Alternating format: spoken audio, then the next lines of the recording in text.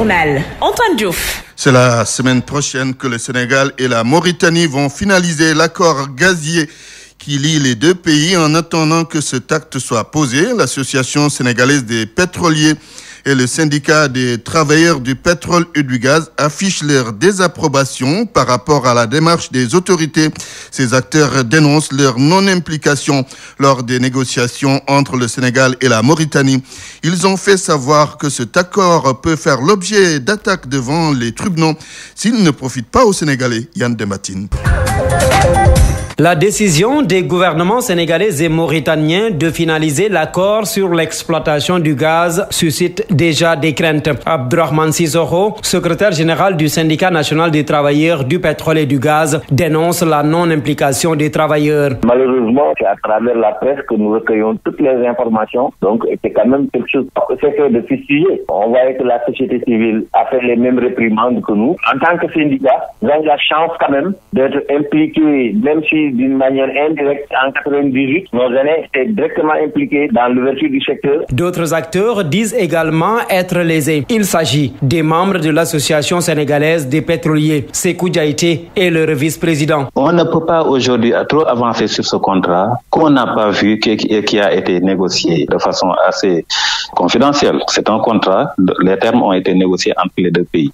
Ce que nous pouvons retenir aujourd'hui, c'est que tous les contrats vont être publiés. Ça, c'est un engagement que l'État du Sénégal a pris face au comité national ITIE. Donc, nous attendons la publication de ce contrat-là pour entrer dans les interprétations et les spéculations. Dans ce secteur, tous les contrats peuvent être attaqués s'ils ne sont pas bénéfiques au Sénégal, nous apprend Sékou Diaité. Aucun contrat n'est inattaquable. Donc, si c'est un contrat équilibré qui prend en charge vraiment les intérêts de notre pays, tant mieux. Et on le souhaite et on l'espère également.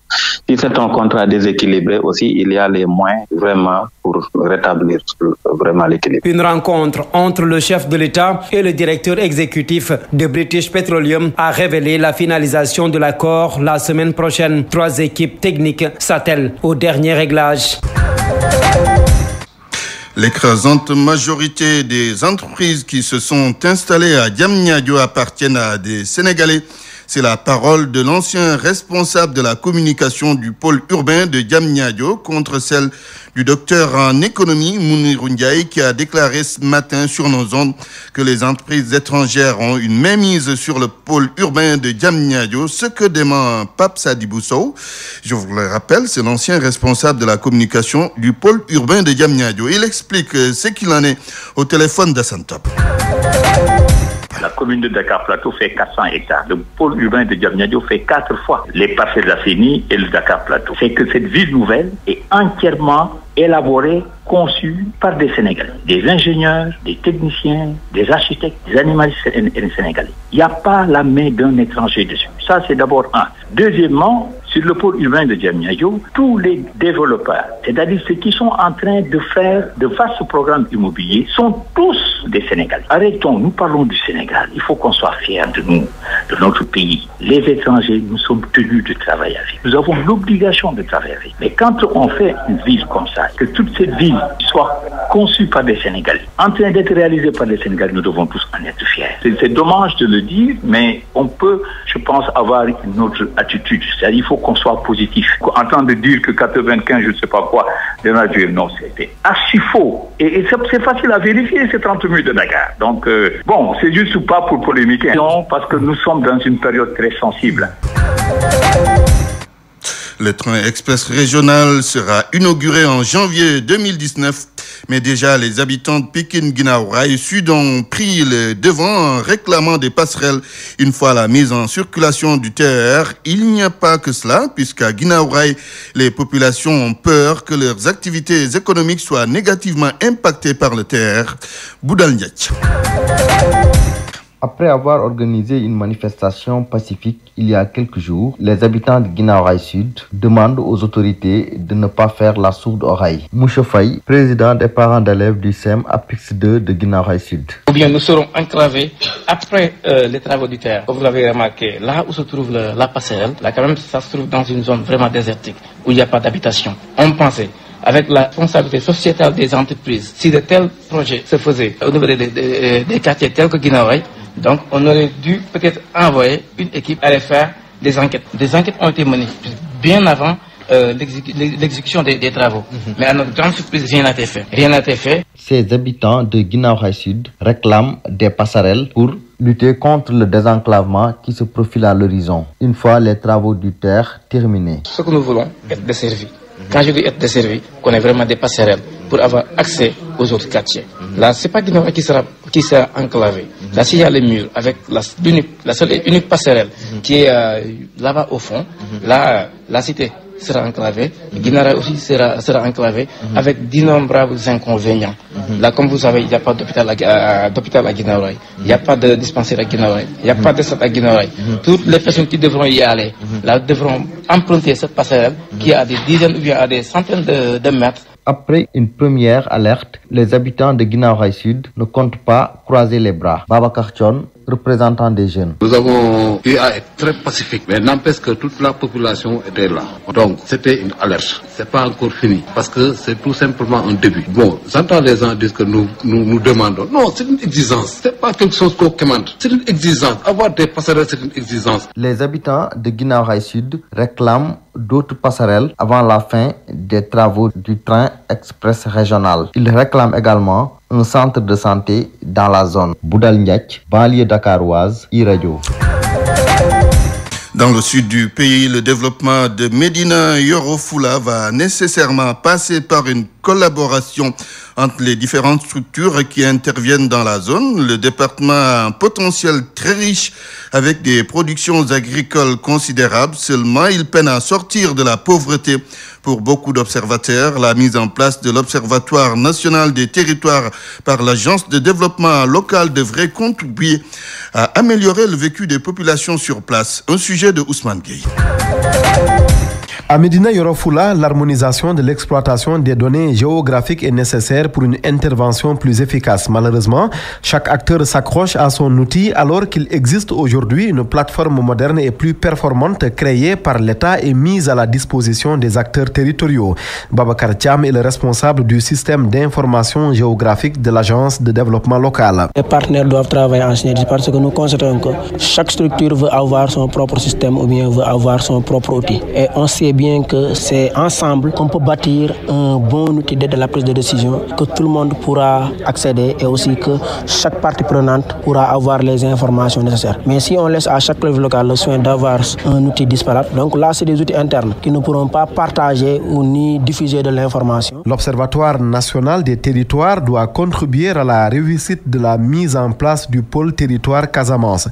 La maîtrise de l'information territoriale est fondamentale pour planifier mais aussi suivre les différents projets prévus. Tidiane Ndiaye est le secrétaire général du conseil départemental de Médina Yoro Fula. C'est important justement pour nous acteurs, souvent considérés comme les colonnes vertébrales des collectivités territoriales, justement de travailler en synergie avec l'ensemble des acteurs et avoir des informations fiables et surtout des informations à temps pour pouvoir agir et planifier. Depuis que l'ADL est là, on parle un peu de mutualiser les informations parce qu'il faut dire au niveau des territoires, il y a beaucoup d'ONG, beaucoup de partenaires. Quand je prends la Casamance, le pôle Casamance, l'ANRAC, etc., depuis des années, des dizaines d'années, il y a un certain nombre d'informations qui sont connues. Globalement, c'est ça en fait l'intérêt de cette formation. Pour un meilleur accès aux données géographiques, les secrétaires municipaux et services techniques du département de Médina Yoro Fula vont tirer le maximum de profit de la session de formation en cours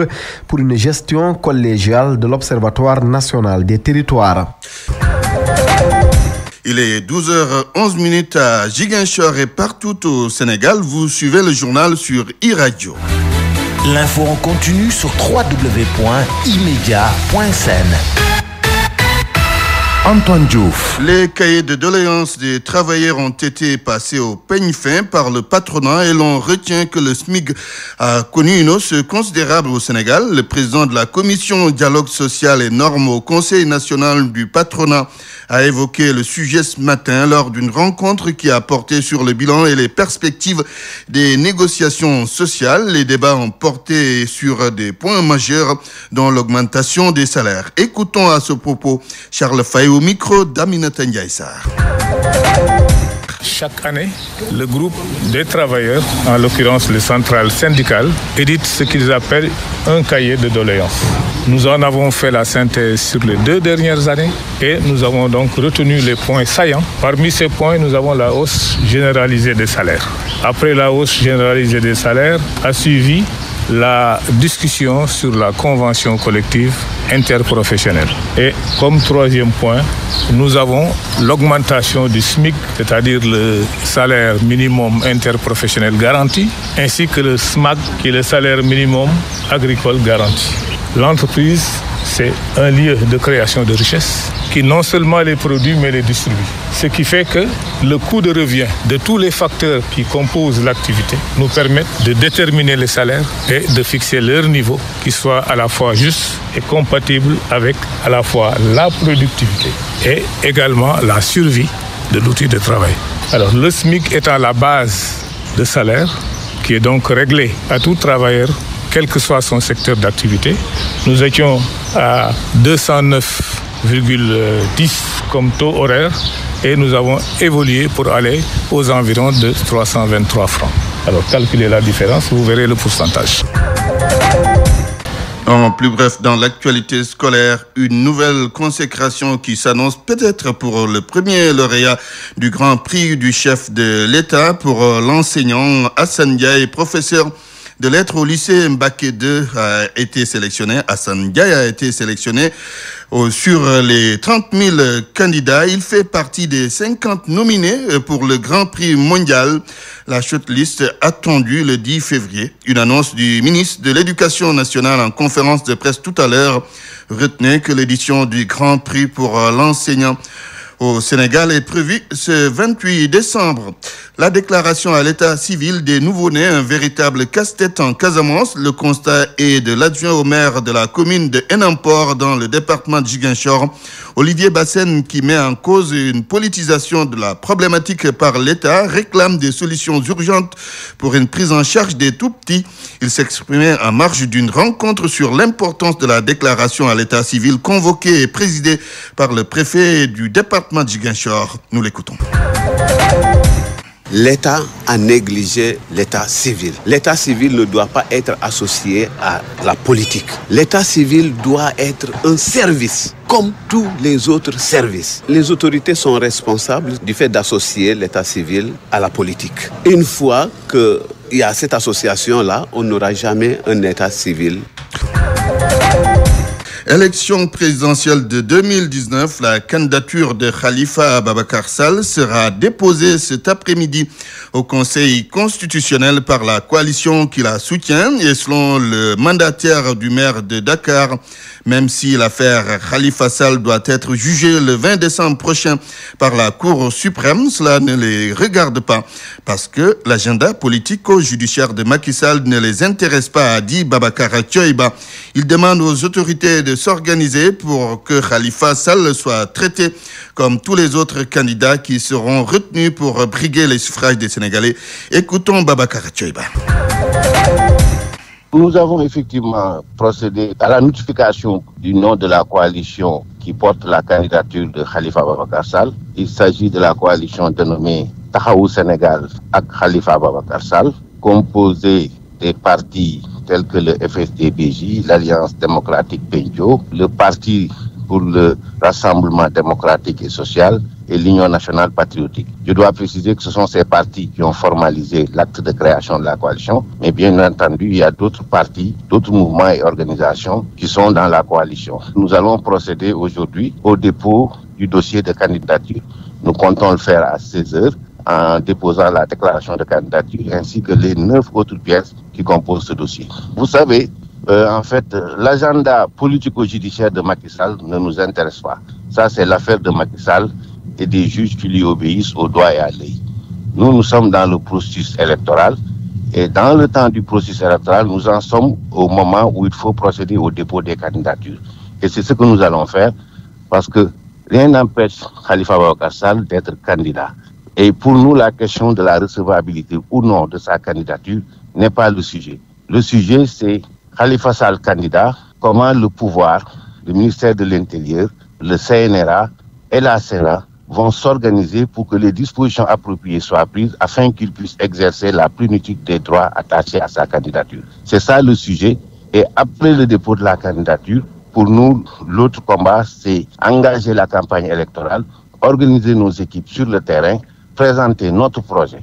Mais en aucun cas, nous nous intéressons à l'agenda politique de Macky Sall qui présente cette affaire comme une affaire judiciaire, mais tout le monde sait qu'il s'agit d'une entreprise de liquidation d'un adversaire politique dont Macky Sall est l'instigateur et dont certains juges en sont les auteurs et complices. Et notez qu'à l'instant, le matériel électoral pour la présidentielle de 2019 est en train d'être réceptionné à l'école de police. L'actualité internationale sur e-Radio. Midi 17, l'actualité internationale. Bonjour Bokar Alfakan. Bonjour Antoine. La Cour pénale internationale de La Haye doit se prononcer aujourd'hui sur une demande de libération provisoire de Laurent Gbagbo. Oui, l'ancien président ivoirien est poursuivi depuis 2011 par la juridiction internationale pour crimes contre l'humanité. C'est aujourd'hui aussi que paraît un livre sur Laurent Gbagbo. Il est écrit par le journaliste et écrivain français François Mattei. Le livre s'intitule « Livre pour la vérité et la justice » et édité par Max Milo. Ce livre est réalisé sur la base de nombreux entretiens avec le plus célèbre pensionnaire de la CPI. Alors, est-ce que c'est un livre prémonitoire pour la liberté de Laurent Gbagbo? Réponse de François Mattei chez nos confrères de l'opinion.fr.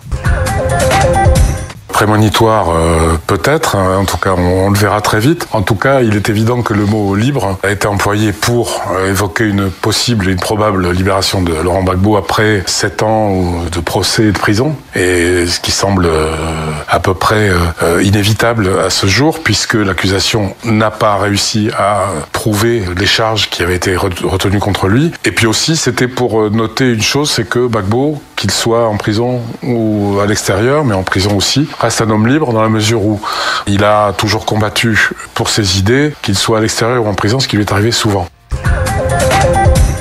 Le Congolais Denis Mukwege a reçu le prix Nobel de la paix à Oslo. Que peut-on retenir de son discours prononcé à cette occasion? Oui, le gynécologue obstétricien congolais a choisi de dédier son prix à toutes les victimes de violences sexuelles dans le monde. Pendant son discours, on a retenu 4 idées principales. La première, le docteur Mukwege dit: mon pays est pillé par des gens qui prétendent être nos dirigeants. Donc, il pointe donc un problème dans la gestion des affaires du Congo, donc la République démocratique du Congo pour être plus précis. Et la deuxième idée découle de la première. Il dit: je fais partie d'un des pays les plus riches de la planète. Et pourtant, le peuple de mon pays fait partie des plus pauvres du monde. Donc là également, il pointe les problèmes de gestion donc des richesses et surtout la redistribution du produit donc de l'exploitation de ces richesses-là. Après, il donne un témoignage d'une jeune fille qui avait été sauvagement agressée en ces termes: si des gens comme Sarah n'abandonnent pas, qui sommes-nous pour le faire? En réalité, les victimes que le docteur Mukwege a eu à soigner constituent une source de motivation supplémentaire pour lui et qui justifie son engagement. Je rappelle que Sarah est une jeune fille dont toute la famille a été massacrée. Prise en otage, Sarah a été emmenée en forêt et attachée nue à un arbre. Elle a subi des viols collectifs tous les jours. Arrivée à l'hôpital, elle ne pouvait plus se tenir debout ni retenir ses urines et ses selles. Mais son désir de continuer à vivre brillait dans ses yeux, raconte le prix Nobel de la paix 2018. Chaque jour qui passait, c'est elle qui encourageait le personnel soignant à ne pas perdre espoir. Chaque jour, Sarah se battait pour sa survie. Aujourd'hui, c'est une belle femme, forte, souriante et charmante. Sarah a acheté un terrain, elle est autonome et en est très fière. Son histoire montre qu'avec la détermination, il y a toujours de l'espoir, assure Denis Mukwege. Enfin, il n'y a pas de paix durable sans la justice. C'est un élément important donc, du discours tenu par Denis Mukwege lors de la cérémonie de remise du prix Nobel de la paix. Je vous propose de l'écouter sur la justice, mais aussi sur les élections générales du 23 décembre prochain. Au nom de toutes les veuves, de tous les veufs, des orphelins de massacres commis en République démocratique du Congo et de tous les Congolais épris de paix, j'appelle la communauté internationale à enfin considérer les rapports du projet Mapping et ses recommandations. Que le droit soit dit. Cela permettrait au peuple congolais d'enfin pleurer ses morts, faire son deuil, pardonner ses bourreaux, dépasser sa souffrance et se projeter sereinement dans le futur. Finalement, après 20 ans d'effusion de sang, de viols et de déplacements massifs de population, le peuple congolais attend désespérément l'application de la responsabilité de protéger les populations civiles lorsque leur gouvernement ne peut pas ou ne veut pas le faire. Le peuple attend d'explorer les chemins d'une paix durable. Cette paix passe par le principe d'élections libres, transparentes, crédibles et apaisées. En République démocratique du Congo, toujours Bokar, un entrepôt de la commission électorale en proie aux flammes à Kinshasa. Oui, à 10 jours des élections présidentielles, législatives et provinciales, un incendie s'est déclaré dans un bâtiment où du matériel électoral de la capitale congolaise était gardé. C'est vers 2 h du matin cette nuit, en heure locale, que le feu s'est déclaré dans l'un de ces entrepôts centraux où du matériel électoral donc était gardé. Un épais nuage de fumée noire était encore visible à l'aube et le matériel électoral comprend entre autres les fameuses machines à voter, très controversée, retenue comme procédure de vote par la CENI. Celle-ci est rejetée par une partie de l'opposition. La commission électorale a déclaré qu'elle va procéder à une évaluation de la situation, alors qu'un des conseillers du président Kabila accuse déjà ceux qui refusent les élections selon lui. En Mauritanie, le groupe français Total obtient de nouveaux contrats d'exploration et de production. L'accord a été signé hier entre Total et le ministère mauritanien du pétrole, de l'énergie et des mines. Il porte sur les blocs C15 et C31 situés en eau profonde au large de la Mauritanie et d'une superficie totale de 14 175 mètres carrés. Total sera l'opérateur principal avec une participation de 90%. Les 10% restants reviennent à la Société mauritanienne des hydrocarbures et de patrimoine minier. Total disposait déjà de 3 blocs acquis en 2017. Avec ces 2 nouveaux blocs, le groupe français renforce sa présence en Mauritanie. L'autre groupe français, Bolloré, a été mis en examen pour corruption dans l'affaire des ports africains. Oui, l'entreprise est soupçonnée d'avoir utilisé les activités de conseil politique de sa filiale Havas afin de décrocher la gestion des ports de Lomé et de Conakry. 6 mois après la garde à vue du milliardaire Vincent Bolloré, sa holding a été mise en examen à son tour dans l'enquête sur des soupçons de corruption dans le cadre de l'obtention de ses concessions portuaires en Afrique de l'Ouest. Dans un communiqué, la holding Bolloré SA affirme ne pas être concernée par les faits objet de l'investigation. Un recours est même envisagé afin d'être mis hors de cause. Je rappelle que le 25 avril dernier, l'homme d'affaires Vincent Bolloré, âgé de 66 ans, avait été mis en examen dans ce dossier après 2 jours de garde à vue dans les locaux de la police anticorruption. 2 de ses proches collaborateurs avaient aussi été mis en examen le même jour. Hier, les juges d'instruction ont procédé à la mise en examen attendue du groupe Bolloré pour les mêmes qualifications que son patron, corruption d'agents étrangers, ainsi que complicité d'abus de confiance et de faux et usage de faux. Et que sait-on aujourd'hui des éléments de l'enquête? Alors, les juges d'instruction du pôle financier du tribunal de Paris soupçonnent le groupe Bolloré d'avoir utilisé les activités de conseil politique de sa filiale Havas afin de décrocher la gestion des ports de Lomé au Togo et de Conakry en Guinée via une de ses autres filiales, Bolloré Africa Logistique, anciennement connue sous le nom SDV. SDV a obtenu la gestion du port de Conakry quelques mois après l'élection à la présidence d'Alpha Condé fin 2010 et avait remporté la concession à Lomé peu avant la réélection en 2010 aussi au Togo de Faure Gnassingbé qui étaient alors tous 2 conseillés par Havas. S'appuyant en particulier sur les documents retrouvés lors des perquisitions de 2016 au siège du groupe Bolloré, les magistrats parisiens soupçonnent Havas d'avoir sous-facturé ses services rendus aux 2 candidats victorieux pour obtenir en contrepartie la gestion des concessions portuaires. À chaque fois, la désignation de SDV a entraîné une bataille judiciaire avec les anciens gestionnaires.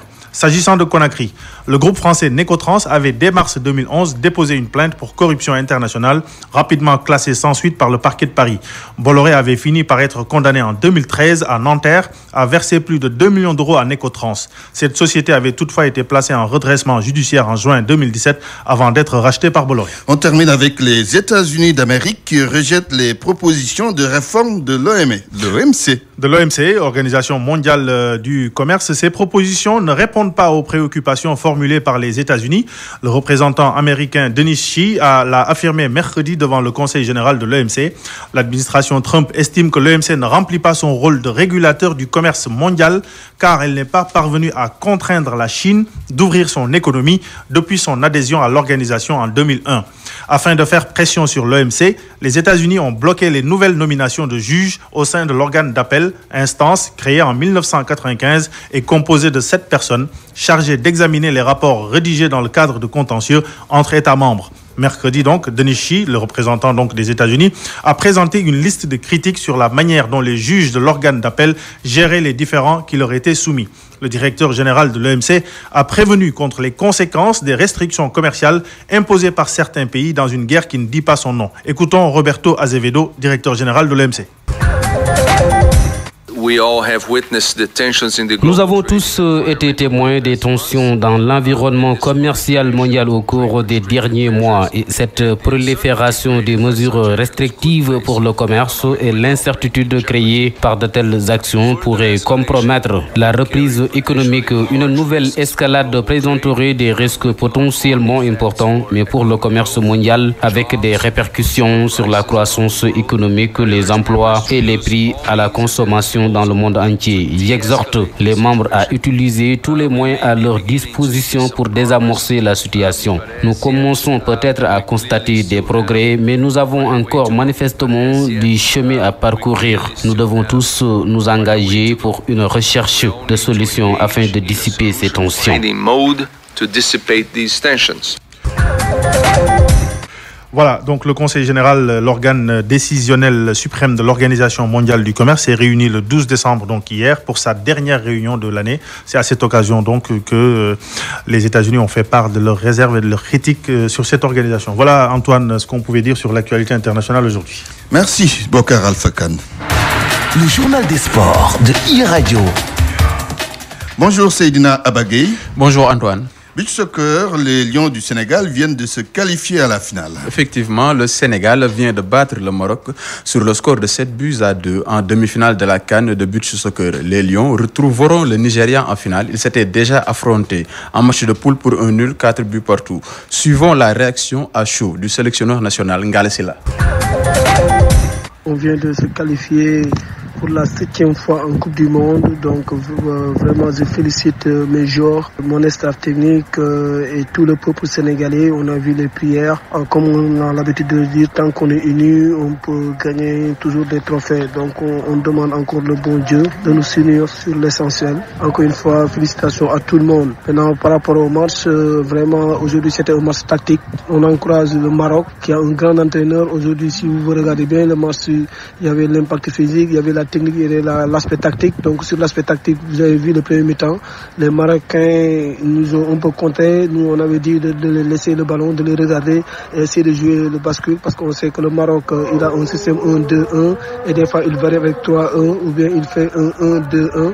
Donc c'était à nous de les contrer et essayer de prendre les devants. Donc on l'a fait, on l'a réussi. Encore une fois, Dieu merci.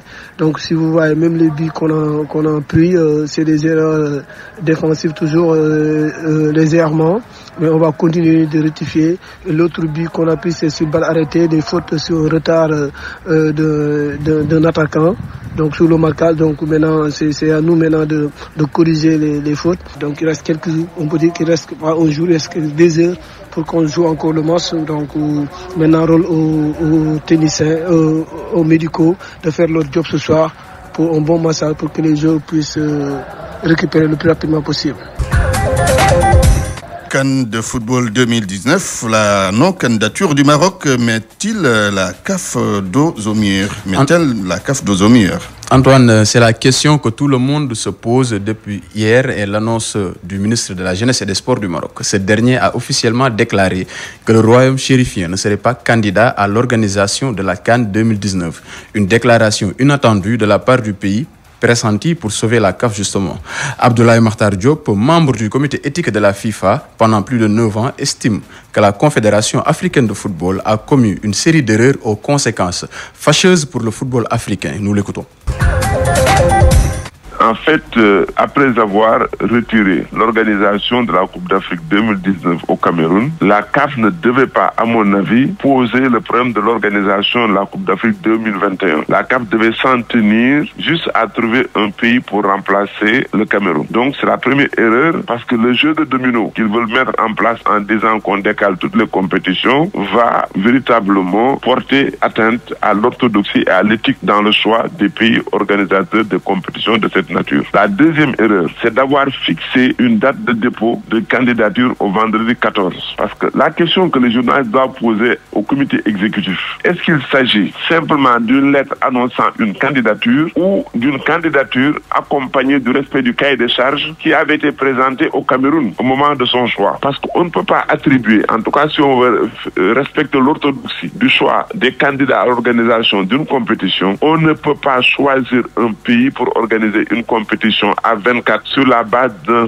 simple acte de candidature. Il faut que la candidature soit accompagnée d'un document respectant le cahier des charges. La troisième erreur, à mon avis, c'est de dire que le vendredi à minuit, après dépôt de candidature, on va envoyer une délégation pour visiter les infrastructures et faire les attributions le 9 janvier à Dakar. Donc, je crois qu'il y a une série d'erreurs difficilement rattrapables. Justement, quelles sont les conséquences de ces erreurs-là? La première conséquence, c'est que les pays africains qui étaient retenus, en l'occurrence la Côte d'Ivoire pour 2021, la Guinée pour 2023, mais vont subir des préjudices très graves. Et donc je pense que là, ce sont les présidents de fédération, particulièrement les présidents de fédération de l'Ouest africain, l'UFOA, qui doivent se réunir et se prononcer parce que le problème est très sérieux pour qu'on laisse le comité exécutif de la CAF ou le comité d'urgence gérer une situation qu'eux-mêmes ont créée. Donc moi je pense que pour sortir de ce bourbier, il faut simplement trouver un pays organisateur pour 2019 et laisser toute l'année 2020 pour apprécier si la Côte d'Ivoire sera en mesure d'organiser la compétition qui lui a déjà été attribuée dans les formes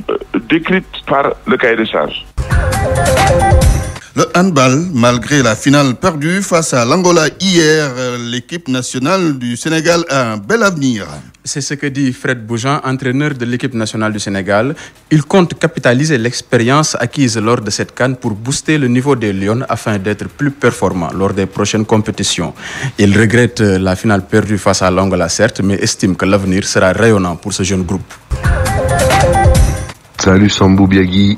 Bon, je suis très fier de ce qu'on a fait sur la compétition, mais aussi sur la finale où on a montré sur une mi-temps que la domination de l'Angola est certes toujours présente puisqu'elle lève le trophée à la fin du match, mais on a montré en tout cas sur une partie de match qu'on était capable de les mettre en difficulté. C'est un joli message pour le handball africain, c'est un joli message pour la fédération sénégalaise parce qu'aujourd'hui on est capable de rivaliser avec des très grosses nations. Il faut quand même pas oublier que l'Angola domine le handball africain depuis plusieurs années, mais surtout a réalisé des Jeux Olympiques à Rio exceptionnels. Donc voilà, je suis très fier de ce qu'on a fait. J'ai un petit peu de regret, bien évidemment, sur la deuxième partie du match parce que il nous a manqué de l'énergie pour continuer à les bousculer. C'est l'apprentissage du très haut niveau. Donc il faudra qu'on soit capable de revenir plus fort physiquement, plus fort mentalement dans les prochaines échéances. Maintenant, la grande réussite, c'est évidemment la qualification au Japon, voilà, pour les championnats du monde, parce que c'est historique. Pour le Sénégal, c'est historique pour la fédération, c'est fantastique pour les joueuses, pour le staff. Donc, on a pris beaucoup de plaisir et on va voir maintenant tranquillement dans les échanges avec le président quelle stratégie on met en place pour l'avenir et comment on peut faire pour développer le handball au Sénégal et aussi en sélection. Voilà, il y a pas, à mes yeux, il n'y a pas que l'équipe nationale. L'équipe nationale maintenant est sur le devant de la scène, mais il faut essayer de mettre en place des choses pour que tout le handball sénégalais puisse se mettre dans la même dynamique que nous. Donc voilà, c'est le travail qu'on va avoir avec mon président Seydou Diouf dans les jours et dans les semaines qui viennent pour pouvoir capitaliser sur ce grand résultat. Antoine, cet après-midi, nous allons proposer aux auditeurs un dossier sur l'avenir du handball sénégalais avec notamment un accent particulier pour la formation des jeunes. Pour ce midi Keng, on se limite là. Merci Seydina Abagay pour cette page des sports. E-Radio, reportage. Direction à Thiès à présent. Nous allons parler du festival CAI Thiès. Ce sera du 28 au 31 décembre prochain. L'événement qui entend clore l'année sur de bonnes notes va mettre l'accent sur le théâtre, entre autres thématiques. Isidore Alexandre Sen est notre correspondant dans la capitale du rail. Les 28, 29, 30 et 31 décembre 2018, Thiès va être l'attraction culturelle de la fin de l'année 2018. Talassi, la maire de la ville de Thiès. Le festival CAI Thiès, désormais inscrit dans l'agenda de la ville, contribue fortement à l'exploitation du riche patrimoine culturel. Notre ambition déclarée est de faire de Thiès la destination culturelle de la fin d'année. Une cité qui va ouvrir ses bras aux vacanciers, à la diaspora et aux flux touristiques. Nous envisageons un cycle d'animation thématique. Des thématiques qui tournent autour de l'artisanat, du théâtre, entre autres. Il s'agit, entre autres, du Salon international du livre de Thiès, du Salon du tourisme, du Salon de l'artisanat, du FESRAI. Faire de Thiès le pôle culturel par excellence du Sénégal est le grand défi à relever. Cette deuxième édition du festival est placée sous le thème du vivre ensemble, un thème qui va revisiter la culture thiessoise dans sa diversité précise. Talasila. Nous avons également souhaité que l'événement soit porté par les acteurs culturels et par les différents segments de la population thiessoise. Ce qui justifie l'implication des différentes couches de la population, la presse, les animateurs et communicateurs traditionnels, les jeunes, les femmes, les communautés socioculturelles ont été associés à cet événement. À l'occasion de ces 4 jours, deux figures emblématiques de la culture thiessoise vont être honorées, Ndeysek Signature, mais aussi Ami Balatal. Cette dernière, chantée par l'auteur de Signature, sera réhabilitée à titre posthume. Isidore Alexandre Sen, Thiès, E-Radio.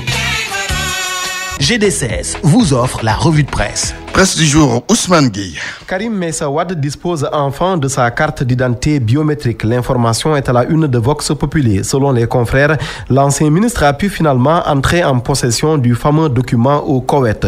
Mais l'euphorie du Parti démocratique sénégalais n'aura été que de courte durée à lire Source A. Et pour cause, Source A, qui dit craindre que la joie collective ne se mue en abattement total, révèle que sur la carte d'identité CEDEAO de Wade fils, il est mentionné n'est pas inscrit sur les listes. En un mot, explique le journal, cela veut dire ne peut pas voter. Karim Wade, qui s'illustre par sa détermination à participer à la présidentielle, va-t-il franchir cet obstacle et déposer tout de même son dossier? Ce qui est sûr, c'est qu'il tarde, tout comme Khalifa Ababakar Sall, relève Sud Quotidien. Cette absence de précipitation se comprend parfaitement de l'avis de l'analyste politique Momar Diong, interrogé par les confrères. Pour le candidat déclaré du PDS, c'est logique, explique Momar Diong, il a du mal à remplir les conditions dont la mise à disposition d'un casier judiciaire vierge. Et en ce qui concerne l'ex-maire de Dakar, tout devrait se jouer ou pas le 20 décembre prochain, date à laquelle la Cour de cassation devrait se prononcer sur sa condamnation. On sera à 6 jours de la clôture des dépôts des dossiers, précise l'analyste, non sans rappeler qu'au cas où la condamnation de Khalifa Ababakar Sall était confirmée, alors il devrait attendre une autre présidentielle, mais pas celle du 24 février 2019. Quoique le tribunal puisse décider, le socialiste exclu du PS pourra compter sur le soutien de ses camarades du Front de résistance nationale.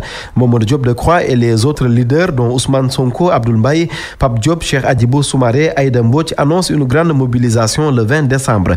Oui, tous promettent à la page 4 de Les Échos de se rendre massivement au tribunal pour appuyer le candidat de Taxawu Sénégal. Mais d'ici là, l'opposition compte bien se rendre au Conseil constitutionnel, non seulement pour dénoncer la prétendue violence sur Malick Gakou, mais aussi réclamer le fichier sur la base duquel les 7 sages entendent contrôler le parrainage. Et à propos de ces sages, Enquête nous informe que le chef de l'État a nommé 2 nouveaux pour remplacer Malick Diop et Mamadou Sy, dont les mandats étaient arrivés à expiration. Il s'agit de Mohamedou Diawara, ancien président de chambre à la Cour suprême, et Abdoulaye Sylla, inspecteur général d'État. L'affaire des sous qui agite la gendarmerie nationale, le général Cheikh Sène annonce des sanctions dans Enquête.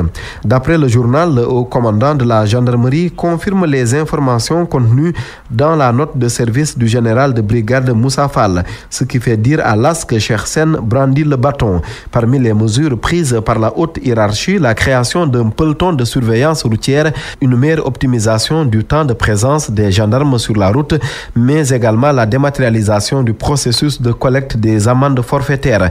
Comment traiter ces affaires dans la presse, tout comme la présidentielle à venir.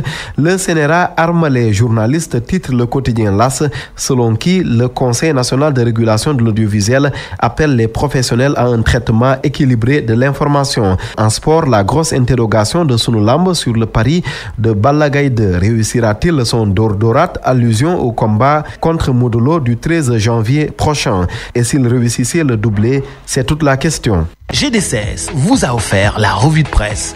Juste avant de vous quitter, vous dire que le CESTI vient de livrer ou délivrer à 28 journalistes leur diplôme, parrain de la 46e promotion. Notre confrère Amadou Mbaïloum, et félicitations à nos jeunes confrères qui viennent d'avoir leur diplôme, qui travaillent ici à iRadio avec nous. C'est la fin de cette édition. Je vous rappelle les principales informations. Finalisation de l'accord gazier par le Sénégal et la Mauritanie, c'est pour la semaine prochaine. L'Association sénégalaise des pétroliers et le syndicat des travailleurs du pétrole et du gaz ne sont pas contents de leur non-implication dans les négociations. L'arrivée du TER ne fera pas que des heureux. À Guinaouraï, les populations ne cachent pas leurs inquiétudes. Elles craignent que leurs activités économiques soient impactées. Les déclarations de naissance à l'état civil, une véritable équation à résoudre en Casamance. Les autorités municipales de Enampor accusent l'État de politiser cette problématique. Et puis un pas vers la présidentielle, la candidature de Khalifa Ababacar Sall, portée par la coalition Taxawu Sénégal à Khalifa, déposée cet après-midi. Journal présenté par Antoine Diouf, à la technique Alioune Diassé, réalisation Ousmane Gueye. Merci à Kolo pour la caméra. Le journal de la présidentielle de 19, le journal de la foi et Dialgati Hibar suivront tout de suite Salimto. Excellent après-midi à toutes et à tous.